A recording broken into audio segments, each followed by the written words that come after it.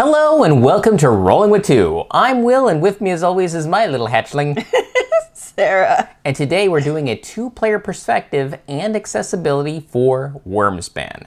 Now if you're interested in our opinions, check out our other video called Rolling with Reviews, Wyrmspan.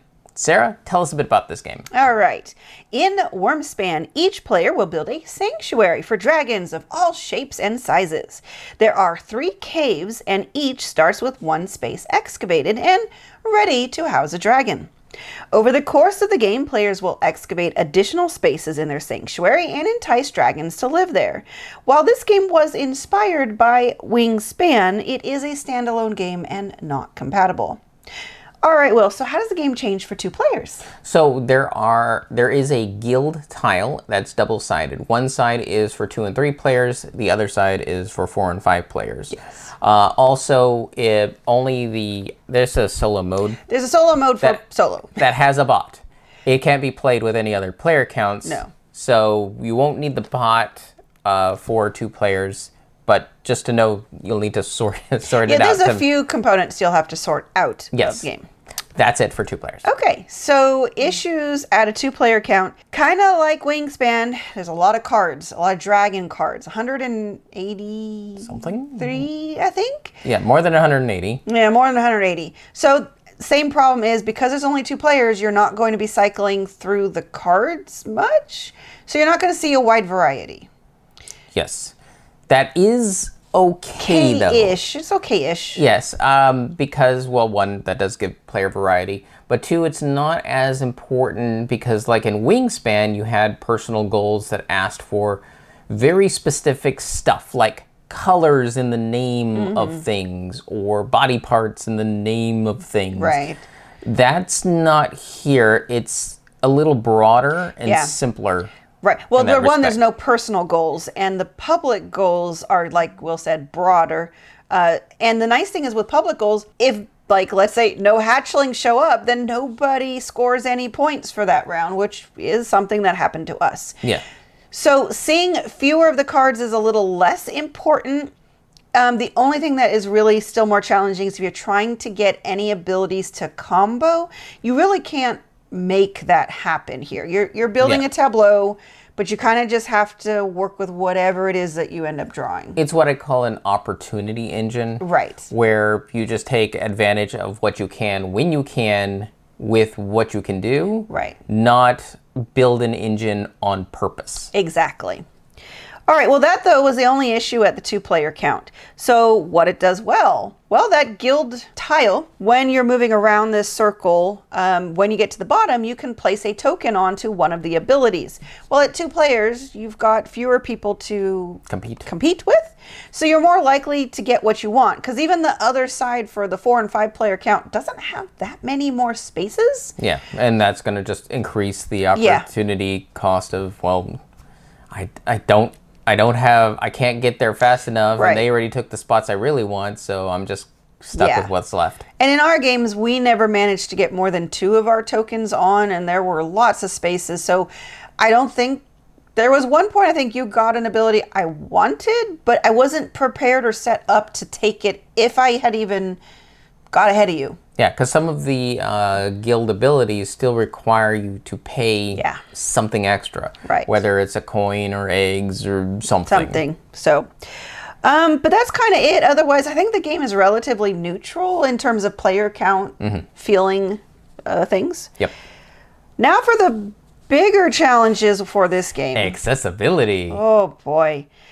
There are a lot of issues. Now, I will say, and we'll go over this in the positives, there are some areas where this improved over the Wyrmspan cards if you don't get the standalone accessible Wyrmspan cards, which really greatly improve it. However, the problem is these cards are still not as good as the accessibility versions of the Wyrmspan cards. There are areas that they seem to have unlearned what was good accessibility. So having that statement out of the way, let's start at the top with the dragon cards. Literally the name. It's in a fancy font. It is not the worst fancy font, but it is also not the best fancy font.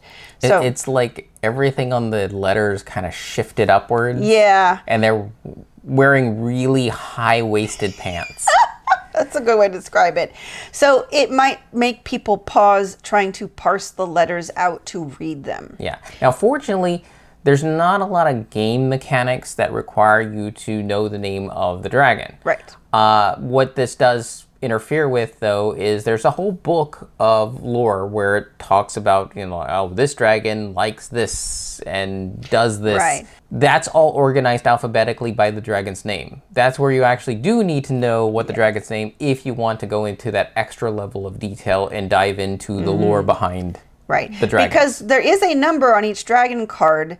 However, since the book is alphabetized, not done numerically, the number is almost useless, but it's there. It's there for reference. It's there for reference. And it's also not the worst, to read. I think it's more that if everything was unshuffled and you're reading the book, it's like, oh, what is dragon number 32? I want to see that. So you pull up the card 32. Yeah, that's possible. All right. And that's in a really small number underneath where the cave icons are. Yes. In case you're wondering where it is on the card. Right. There's the cost of the dragons on the left-hand side, and it's in the icons are on a background. Yay. Except that it fades to white on the right, and sometimes there's dragon art underneath and even on top of the icons. They got their layers wrong on a couple of these cards where the dragon art actually overlaps on top of the art. But even when the dragon art is underneath the banner, it still obscures it because you're looking at a lot of color in one area. But what's really difficult is on the hatchlings. The white milk icon does not have a very thick stroke line. Sometimes at first glance, it doesn't look like it requires a lot of milk. Well, it's because one is actually just blending into the background. So the whole bar for the icons should have been solid, and the dragon art, and there's other instances where the dragon art interferes with things. Dragon art should have been in its own box, not overlapping anything, underneath or on top. On the right-hand side, the victory point values, the size of the dragon, the nest icons, that's another area where the dragon art can obscure it. And I think that's mostly it. I saw one where the tail goes down into the bottom text box, but I don't think it actually obscures any of the actual text. Right. I will say overall, most of the dragons are fine. They kept the art smaller, and so even though there's no box around the art, it doesn't interfere with anything. But there are some where it is a problem. The color designation for which cave the dragon can go into is just that. It's a color designation. Red, yellow, and purple. The good news is they're always in the same location. So it's more if you're having trouble telling any of the colors apart, just know that if there's color in it, that's where the dragon can go. If it's white, the dragon can't go there. I still think it's not great. They should have done an icon. There's plenty of room in that little rectangle thing to put an icon. So they could have done that. Yeah. Dragon temperament. That's in the bottom right-hand corner above the text box, but the bottom part of the art area. There are 4 colors, but it is white text in that banner. And it's very tight, so there's not a lot of coloring above and below the words. So, and it's just sometimes hard to read, especially... It's like a highlighted word. Yeah, but it's like a highlighted word, but then it just doesn't give enough contrast. Shy blue is probably the worst because it's a really light blue. So white on light blue... Blending. It just blends, or it's really hard to... You have to really focus to see what this word is. Again, comes down to contrast. If you're going to do multiple different colors and you want the text color to be the same on all of them, you have to make sure the backgrounds are all of the same shade. So if you're doing a white text, you need a dark background in all your colors. And if you're doing a black text, then you need a light color or light shade in all your colors. Okay, I think that might be a lot of what's wrong on the dragon card. But let's move to a different card. Different card, cave cards. Most of them are fine. If it's just icons, they're at the bottom and they left that area dark. However, most of the ones that use words, it's white text and it shifts up. And so as you go up the card, you start having other colors and it's lighter. So there's one that's just super bad. It's white text and it's a busy background. So just reading the words is difficult. All of that should have been in a text box. So again, choosing aesthetics over accessibility ruins the usability of the game. Your UI should never be impacted by your art choices. Yeah. Graphic design choices. Speaking of player colors, these are terrible. I'm sorry. Well, we haven't even finished with cards. Did we not? The other issue with cards is they're hard to shuffle. Right. Sorry, forgot about that. 180 plus dragon cards, and and there's not as many cave cards, but they're square cards. Right. I can't figure out how to shuffle square cards. So I'm just doing the stack method where you take the stack and you put it out into 4 stacks alternating and then you just kind of restack them. That's how I do the square cards. But yeah. But if your disability is more physical, that's a lot of cards to trying to be handled and trying to randomize. Yes. Okay. Okay. Player colors. Player colors. There are 4 dark colors and yellow. So there's dark blue, there's dark red, there's dark green, and there's dark purple. Sorry, purple is just terrible because people get that mixed up with red and blue. Well, because that's how you make purple. Exactly. And they're all dark shade. Now, if all these things just stayed on your board, it wouldn't be a problem. But your shield, the guild token, goes on the guild board with everybody else's guild tokens. Your cubes will go on the gold board with everybody else's token. So, I mean, your explorer is the only one that stays on your board. But if you have a dark colored explorer, it might just get lost on your board because everything else is so busy. True. So you would need an explorer, a guild token, and 8 cubes in another color if you want something accessible. As I was talking with some friends who are colorblind challenged, including white and black as player colors should just kind of be standard. Yes, they're boring, but they work. And it makes it so that almost anybody with colorblind accessibility issues can play the game. And then if you have more than one person who's colorblind, challenged, they can also play the game. If there's 2 people, then the one can choose white, one can choose black, and then you can have all your other colors. Yeah. Okay. This is making me get worked up here. Okay. All right, I've talked a lot. You talk about the resources. So the resources all come on round chits with pictures in the base game. Yes. However, they do sell an accessibility pack. Well, they don't call it an accessibility pack. It's an upgrade pack. It's an accessibility pack that's actually pretty fantastic. I definitely love the coins. Well, the coins are a separate purchase from the wooden bits. Yes, but the wooden bits are all shaped, and they're chunky, so they're easy to handle. They're easy to identify. Because if you're not aware, Will identifies by touch because his vision is so...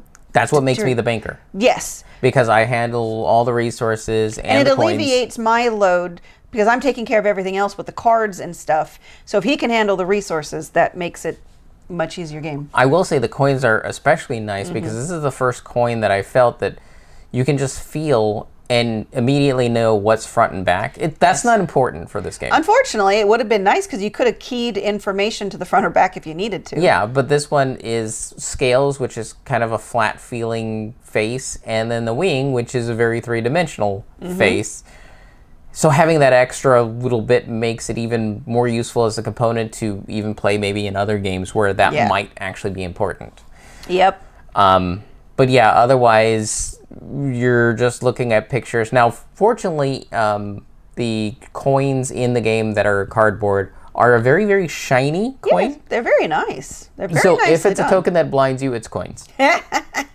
That's true. Moving on to your tableau, as you build up and literally building up, you're putting a cave card, you're putting a dragon card, you're putting eggs on top. You're tucking cards. You're tucking cards, you're putting resources on top. It will get messy. Oh, and you're moving your adventure And you're moving your adventure around. Just know that this can be a little dexterity challenged. Wyrmspan had the same issues. I feel like some aspects were a little worse, but here you have one more layer with those cave cards.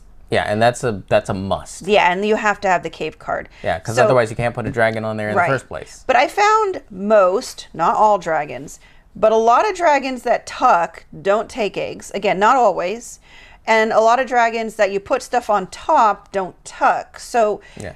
But that's not always the case. it's not always the case, but I found that they did a better break that, so it wasn't always bad. But yeah, tucking and stuff is still a challenge. The Dragon Fact Book is pretty fantastic for the most part, but it has the same accessibility challenges when it comes to seeing the milk bottle icons and the temperament. Temperament. We're calling it a temperament because I don't think I found anything in the rules that actually explained what that was. Yeah, but the book is a cream background, and so having the little temperament still in a white font, a pure white font, with just a hint of color around it, makes it very blending into the background. And same with the white milk bottles, because they didn't do a thick enough stroke line around the milk bottles to make it really pop. Yes. And then cognitive, because people like, and we're still comparing this to Wyrmspan, mostly I think people will be fine learning this if you've also learned Wyrmspan. The only additional, not challenge, but additional layer would be the cave cards. But they have good aspects to them, so there's just a little bit more to learn. Yeah. Type of thing. Okay, I think we covered... Hopefully we got all my notes in here. That was a lot. If you identified any other, accessibility issues with the game, do let us know. But let's move on to what it does right. I need to say first, because I don't think I actually wrote it down, the Dragon Fact Book, one of the reasons why that is so fantastic is it took the flavor text off the cards and put it in that book, which is also why the text box for the dragon cards is so good. When you get to the bottom, it's larger font, it's easier to read, it's good. User-friendly. It's user-friendly. That part they got right because there's no flavor text on the cards. Because the other thing they found is people read those like once and then they're good. So why have them take up so much space when you need these cards to be so heavily user interface based because there's so much information on the card? Yeah. Yeah, so there's that. Okay, open-handed. You have the option to play open-handed. Yes. So it makes one little reference, like, no, this can be face up or face down. Right. And that's all it says, but in saying that, it does mean that this game can be completely open-handed. Yeah, open information, which really helps if anyone is having difficulty for any reason. Hopefully someone else at the table can help. Cognitive, we touched on this a little bit, but what it does really well, cognitively, it is simpler than Wyrmspan when it comes to keywords. Yes. So in Wyrmspan, I think the biggest problem we had was always with the names of the birds, because those would often relate to our private goals. Yeah. And it's like looking for the color of in the name, or body part, or a or location. Yeah. It was cognitively overwhelming to keep that in mind. Yeah, and there was no meaningful way to see a lot of cards. Right. So because that's not really the case, and it shrink the aspects of the dragons down to, here are 4 temperaments, here are 4 sizes. Yep. It made it so that you don't need to see a lot of Right, cards. and actually, not that this is math, but some people are number averse. There were things that looked for the size of the bird, and it was a number. You would have, it says, if a bird has a wingspan of less than, whatever, 89, well, then you have to go through the mental exercise. Again, it's not bad, but for some people, it's a challenge. Is this number less or more? Yeah. Well, now it's looking specifically for small, medium, large, or hatchling. Yeah. You're looking for an exact word match. Simpler, so much simpler. Yeah, and I think the problem that people have when it comes to like the numbers with Wyrmspan is the fact that you're already handling a lot of other cognitive things that aren't numbers. So when you're asking for something that is numbers, it takes a while for your brain to click over and go, oh, I need to think that. Okay. Right. Okay, yes. And then it kind of makes you feel dumb. It does. It's like I should easily be able to tell if 72 is less than 89, but it took me a few seconds to figure that out. Then you start looking at your hands. And I'm just like, wait a huh? minute, I don't have that many fingers. What? Oh, yeah. So as I talked about it, most of the dragon cards have good contrast between the text and the background. They did a really nice, it's still creamy. It's not like white background, but it's a creamy color background, black text, good clear font other than the title.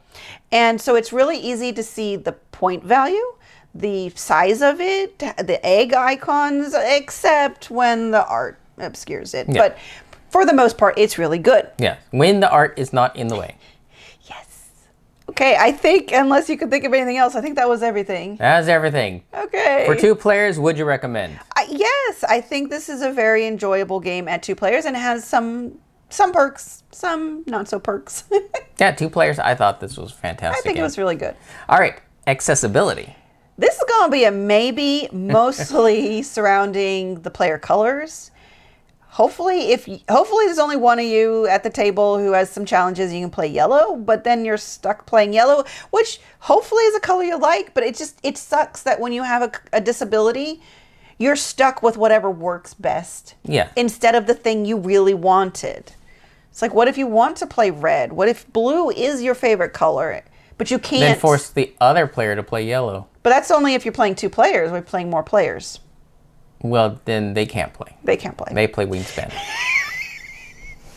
There you go. There you go. Yes, accessibility, definitely a mixed bag. Yes. All right, Sarah. Yeah. Now, we talked briefly about this off camera before. All right. Wyrmspan, good name, bad name. Oh, well, you know, the hilarious part is everyone did think it was a joke. It's just it wasn't April 1st. It's just because I think a lot of people don't connect the word worm with dragons unless you stop to think about it or you are more familiar with worm being that term. Like you're asking them about numbers. Wait, what? See? I introduced numbers when she was not thinking about numbers. What does a worm have to do with numbers? Well, like we were talking about earlier, when you see something and you get completely lost and you're like, oh. Now, so I don't think Wyrmspan is necessarily the best name, but I will give it points for people automatically connect it to Wingspan. When I posted about it, I had friends who are very, very, very, very casual gamers who have played Wingspan. They immediately asked, is this related to Wingspan? Because it is a good connection point. I just don't think I can think of anything better because most dragon games start with Draco or Draconis or Dragon. And it's like, for coming up with a name that doesn't start with DRA because it's some variation of the root or whatever of dragon, I can't come up with anything better. What about you? I think it's good advertisement. Yeah. And that's what I see a lot from Stonemaier is they know how to market their games. Wyrmspan is a very marketable name. Yep. And I think ultimately that's going to be more important than whether or not you bust it out and think it's the best named game in your collection. I don't think I rank my board game collection by name of the game, so I think it's fine. There you go. And why would you ever roll with just one when you can be rolling with 2? If you have any questions, comments, or concerns, you can reach out to us on the various social media platforms at Rolling with 2, that's TWO. We're on Blue Sky, Facebook, Twitter, and Instagram. For Discord, we have a channel on Tabletop Express. Check the show notes for the invite link. If you have time, check out the other content Nanaman has found for you, because remember, he's rolling with you.